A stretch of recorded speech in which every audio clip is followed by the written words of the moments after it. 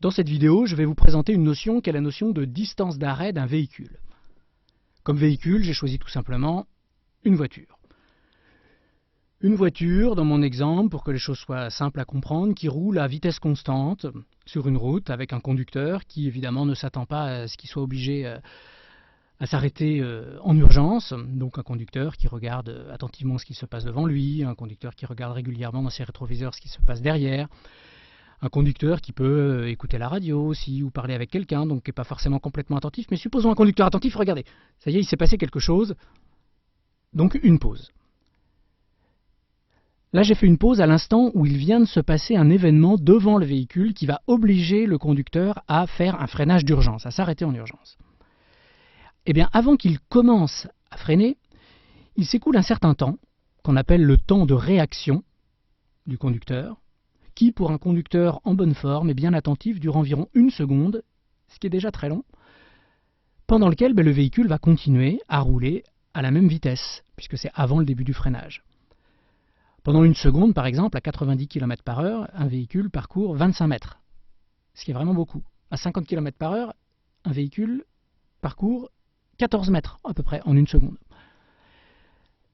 La distance parcourue pendant le temps de réaction, c'est ce qu'on appelle la distance de réaction. Et donc, sur cette distance de réaction, la vitesse du véhicule est inchangée puisque c'est avant le freinage. Alors je poursuis l'animation. Et à nouveau une pause au moment où le conducteur commence à freiner.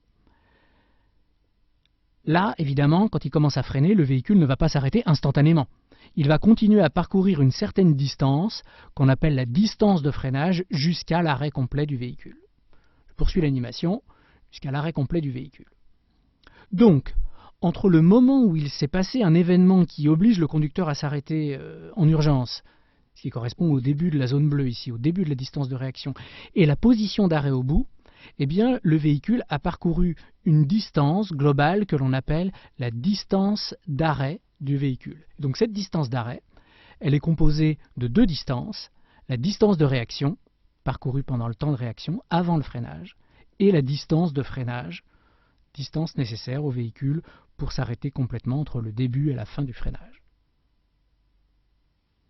Voilà l'explication de ce qu'est la distance d'arrêt d'un véhicule. Alors on verra à travers des chiffres, à travers des données, à travers des tableaux, que évidemment cette distance d'arrêt varie beaucoup en fonction de la vitesse du véhicule.